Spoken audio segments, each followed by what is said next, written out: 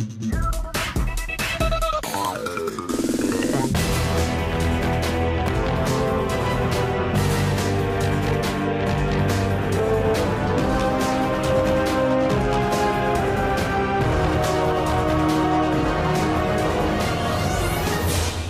up YouTube, Dale here from Zephyr War Games, and we are just 2 weeks away from the pre-release for Power of the Elements and leading straight into Yu-Gi-Oh! Euros. Well, why is this such a big thing? Well, it does introduce us to two brand new meta contenders in the form of Splights and Tearalaments. So in today's video, I'm going to take you through the cards of Splights, the cards of Tearalaments, and then give you my overall breakdown of what I feel may be easier or harder to build, and whether you should even bother trying to build them themselves, or if you should stick with the current deck you have, and the future potential for both of these decks. So with all of that out of the way, please smash that like button, hit that notification bell and subscribe so you don't miss out on any more upcoming content. So let's start with the top deck of all of it, and that is of course Splights. So Splights are a brand new level 2, rank 2, link 2 type deck that just has everything. Now what it gets in Power of the Elements is again pretty much all it needs. It has Splight Blue, which is your free extender. It has Splight Red, which is pretty much your monster negator by tributing a link or rank 2 monster. You then have Carrot, who does the exact same thing as Red but for spells or traps. And then of course you have Jet, that when it's normal or special it searches you out a Splight spell. If that wasn't enough, the Splight spell is actually called Splight Starter, and that card lets you special summon a level 2, or specifically a Splight, directly from the deck. So that gives you instant access to your Red, which is a monster negator to protect from Nibiru, but it also gives you the access to your Carrot to protect you from spells and traps as well. On top of that, what makes Splights so powerful is they're all just free level 2 extenders. So when you start using cards like Swap Frogs and even Deep Sea Divas, who are of course generically normal level 2s, they are going to get you so far it's crazy. This is all before you dive into the extra deck of the Gigamex, and he is basically going to allow you to special summon any level 2 from the deck. Bonkers. And then you get into the link 2 of Elf, which is during the main phase, if your opponent controls a monster, you get to special summon back a link 2 or rank 2 from the graveyard. So you're telling me I can loop totally awesome. That is basically what we're going to be doing.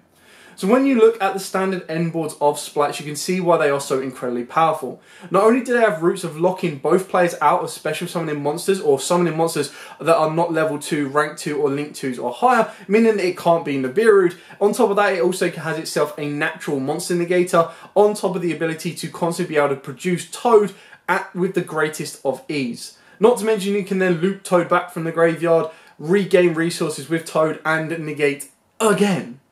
The deck itself is incredibly powerful. I do highly expect that it will get at least 2, if not 3 secrets, and the rest will be ultras. The one thing this deck also has above all else is the fact that the majority of the deck, if not all of the core deck that makes it as incredibly powerful as it is, all comes in Power of the Elements. If that wasn't enough, the deck also has the ability to bounce hand traps back to hand. How mad is that? If you want an Ash Blossom, sure, I'll summon that out, I'll bounce that back, I've got an Ash Blossom when I want it. All of the best ones about that. What they could do in the OCG is they can actually summon out Max C and then return Max C back to the hand, which is bonkers. So can you imagine if Max C came back to 1? It would be like a Splight Turbo deck, that's all it would be used in, and it constantly means that they would have not only their 4 negates, maybe even 5, but they'll then have one of the biggest floodgates / deterrent hand traps of the entire game. It's absolutely madness. Now, in order to kind of topple this deck or face this deck, you're going to be having to go back to pretty much basics. And what I mean by that is the best cards that can help turn off the 7 interruption board is something like Droplets, is something like Dark Ruler no more. You're then looking at hand traps. Well, Nibiru is a very little issue for them. They might get a little bit lackluster if people start siding Nibirus out or just not even playing it because of the fear that it's no use against Splights, and then they'll start taking advantage of that. You then look at stuff like Ash Blossoms. It can easily play through 1 interruption because, like I said, all of their level 2s are just free extenders that will then get them additional plays. There's so much more the deck can do as well, not to mention the fact that you can utilise the level 2s. What you're kind of going to be looking for is you're going to be looking at ways to stop their normal summon. Now what we mean by that is you kind of want to judgment their normal summon, which means they then don't have a level 2 on the board, which means they can't then extend further. Keeping in mind though that E-Telly is at 3 and they can just E-Telly out Gamma, and then they've got the ability to just go extend, extend, extend, extend. So it's not always an instant win con just by doing that as well. When you look at stuff like Ghost Ogre, when you look at stuff like Gamma, they're still able to play through stuff like that, which is why multiple hand traps may not be a thing of the future, and it might come down to more playing board breakers in the form of dart rulers, in the form of droplets, heck, maybe even crossouts to try and counteract that dart ruler or that droplet. There's still a lot to be seen in regards to Splights, but as it turns from coming out of Tearalaments, it's probably going to be the most complete competitive deck that we're going to get from one set as is. Now let's move on to Tearalaments. Now, the more and more I've looked into, do I want to go Splights, do I want to go down Tearalaments route, or do I want to stick with the current deck that I have? Tearalaments are actually a bit more appealing to me. They're a little bit more difficult and they don't actually play through as many hand traps as the Splights do. However, they are still incredibly powerful, and if you're still on the buzz of the branded fusion structure deck and you're really into the fusion archetype, Tearalaments is probably going to be the next step for you. Now, I feel unless Konami want to spin this one around on its head, I still feel the Tearalaments will have two secrets. I feel that they'll have less, if not the exact same rarity involvement as the Splights will, because I do feel that there is a lot of hype around it, and unlike Splights, this deck of the Tearalaments will actually get incredibly stronger in Darkwing Blast, which is the next core set as well. So Splights is more complete right now, but as for future investment and future growth, you're probably going to be looking more at Tearalaments.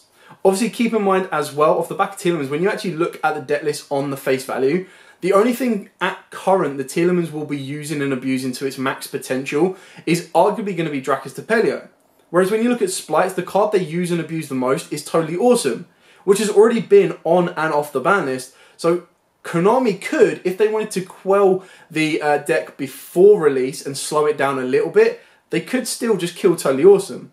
Now the deck would still be incredibly powerful for the Splights, however it would definitely take them back from having a continual loop of an Omni-Negate in the form of Totally Awesome, and it would probably reduce the utility of the Swap Frog engine, because there are attack locks that you can do with Dupe Frog as well.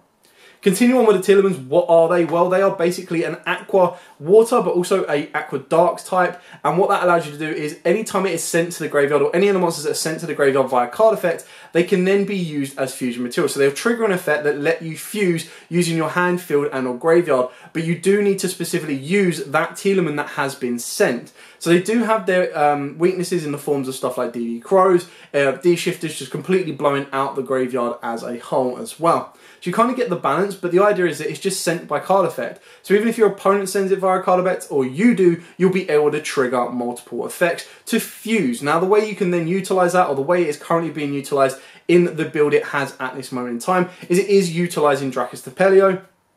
Its core card of Reinhardt has the ability that when it is normal or special, you send a Tearalaments from the deck to the graveyard. So on his own, he's going to be able to instigate you into one of the fusion summons of your Tearlament fusion monster, which then lets you get into a Tearlament spell or trap, which can become a Book of the Moon and then an additional Foolish Burial. And why that is useful is because the effects, when they're sent via card effects, will trigger at any point, so even during your opponent's turn.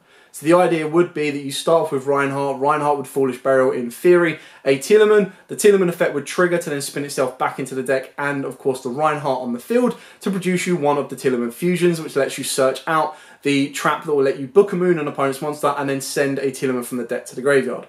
So you activate that trap card, you send one from the deck to the graveyard, you book them in one of your opponent's monsters, the card you've sent from the deck to the graveyard will trigger, spinning itself back into the deck, and of course the fusion monster currently on the field back into the extra deck, and that will then allow you to special summon out your Dracus Tapelio, which of course is a very good form of interruption. Now that's the base minimum of what the deck can do. Just imagine multiple mills, multiple excavations, multiple ways of sending cards to the graveyard. Not to mention, multiple ways of putting Beast or Skelmata into the graveyard gives you the ability to fuse into a window.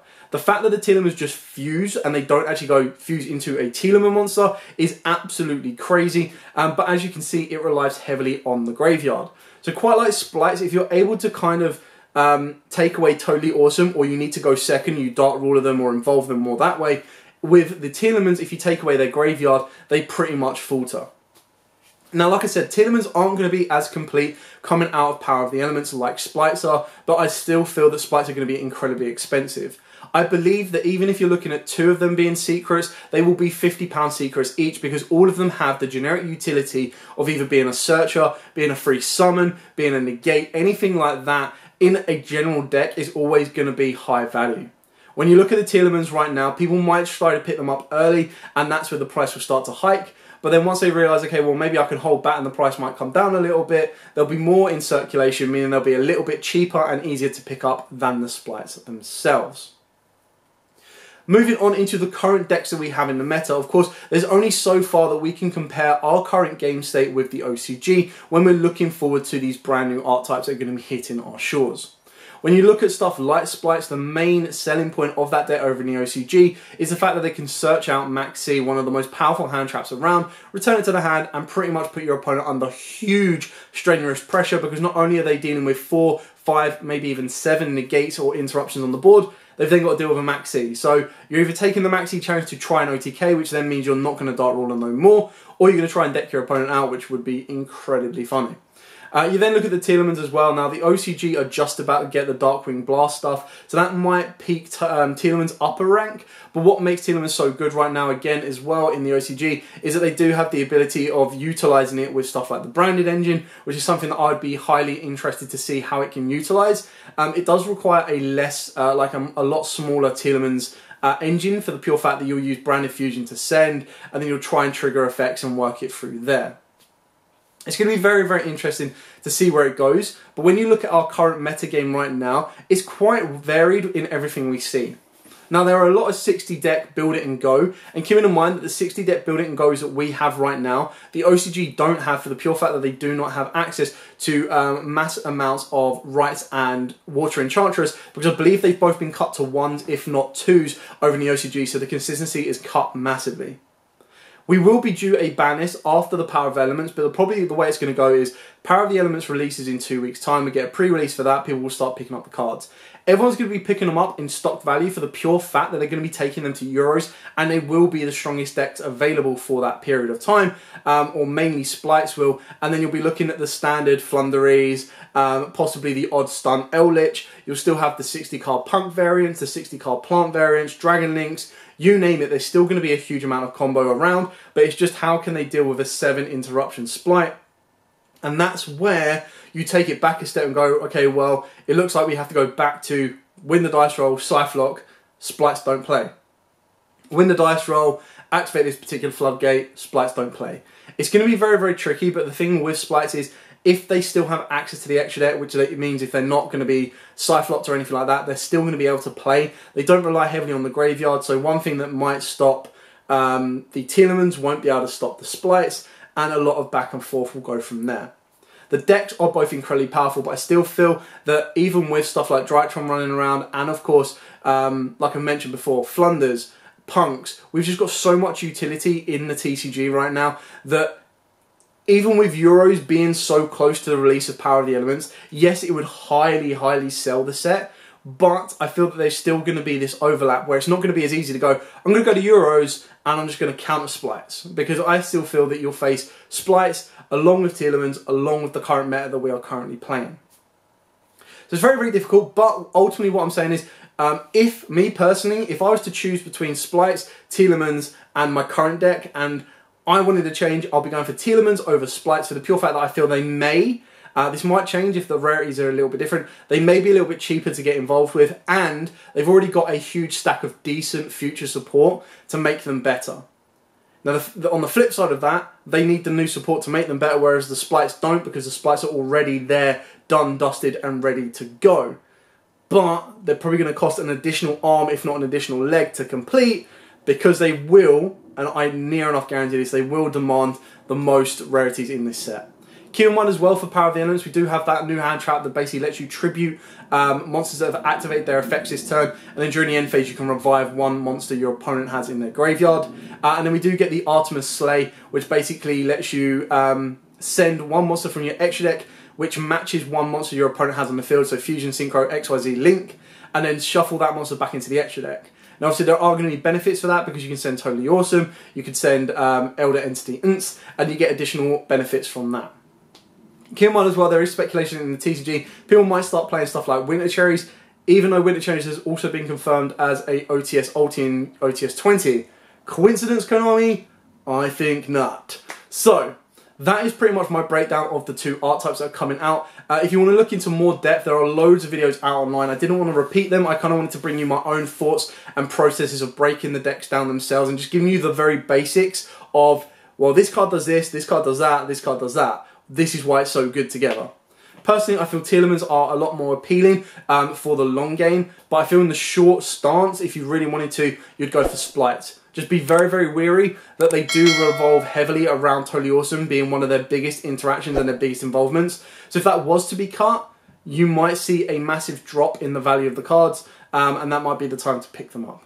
Anyway, thank you so much for watching. If you like, comment, subscribe, share. I hope this video has been informative and given you everything you need. If you have any questions, by all means, please put them in the comments down below. I'll be more than happy to answer them for you. With all of that out of the way, thank you so much for watching. Stay safe, and of course, happy dueling!